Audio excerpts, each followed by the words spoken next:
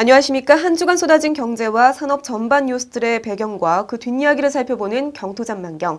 진행을 맡은 김현진입니다. 저축은행 3차 구조조정 명단이 발표됐습니다. 우려했던 뱅크런은 없었지만 저축은행 대주주의 비리가 속속 드러나고 있는데요.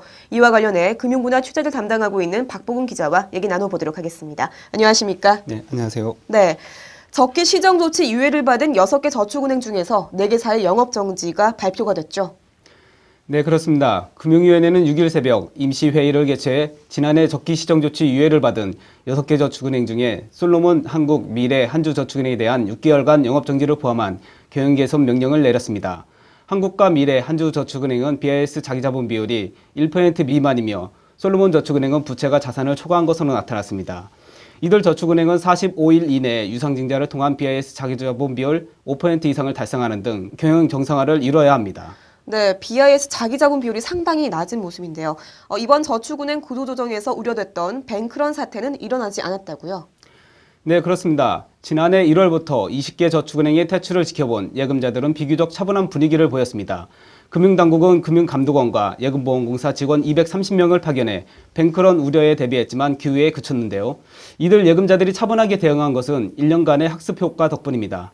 과거 저축은행 사태를 통해 5천만 원 이하 예금은 반드시 보장되고 계열저축은행은 모회사와 별개 운영되며 예금 이자를 손해보면서 예금을 인출하면 계열저축은행까지 망하게 된다는 사실을 알고 있습니다. 예금자들도 경험을 통해 보다 현명해진 것입니다. 네, 그렇지만 저축은행 대주주의 비리가 양파 껍질 벗겨지듯이 속속 드러나면서 감독 부실에 대한 우려까지도 제기되고 있다고요?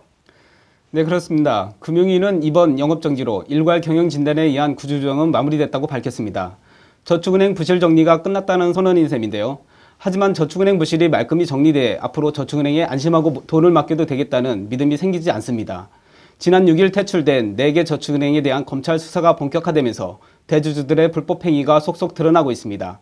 중국으로 밀항을 시도하다가 검거된 미래저축은행 김창경 회장은 부정과 비리의 달인처럼 보일 정도입니다. 영업정지를 앞둔 지난 3일 시중은행에 넣어둔 회사 자금 200억 원을 빼돌려 중국으로 밀항을 시도했습니다. 또 차명으로 자신의 저축은행에서 1,500억 원을 대출받아 충남의 골프 리조트를 소유한 혐의도 받고 있습니다. 그는 회사 명으로 증권사에 예치한 시가 270억 원이 넘는 주식을 빼돌려 현금화한 혐의도 있습니다. 하지만 김 회장은 2006년 빚 164억 원을 갚지 못해 작년 3월 채무불이행자로 등록됐습니다. 6년 전부터 사실상 신용불량자였던 것인데요. 그러나 금감원은 대주주 적격성 심사 제도가 도입된 2010년에는 채무불이행과 관련한 확정 판결이 나지 않아 법률상 문제 삼을 수 없었다고 합니다. 솔로몬과 미래저축은행은 서로 짜고 각각 상대방 회사의 유상증자 과정에서 편법으로 투자한 사실도 적발됐습니다. 도덕적 해이의 극치를 보여준 것인데요. 아무튼 금융당국도 부실 감독에 대한 책임에서 벗어날 수 없을 것으로 보입니다. 네, 얘기를 들어보니까 금융당국의 존재 이유가 무색해진다 이런 생각이 듭니다. 계속해서 부실 저축은행의 수가 늘어나는 이유가 무엇입니까?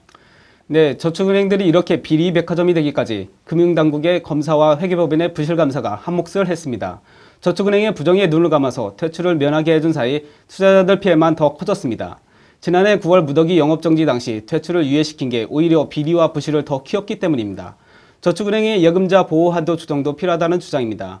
2001년 2천만 원이던 한도를 은행과 같은 수준인 5천만 원으로 높여준 것은 저축은행과 예금자들의 도덕적 해이를 부추긴 정책적 실패였습니다. 저축은행들은 고금리 예금을 끌어모아 무모한 투기에 열중하다가 실패하면 그 손실을 예보와 납세자들에게 떠넘겼습니다. 이 때문에 예보의 저축은행 특별 개정에서 쓸 수 있는 15조 원은 이미 바닥을 드러냈고 추가로 6조 원의 재정이 더 필요한 상황입니다. 네, 1년 동안 무려 20곳의 저축은행이 퇴출이 됐습니다. 정말 심각한 문제고 서민들만 계속해서 피해를 보고 있는 상황인데요.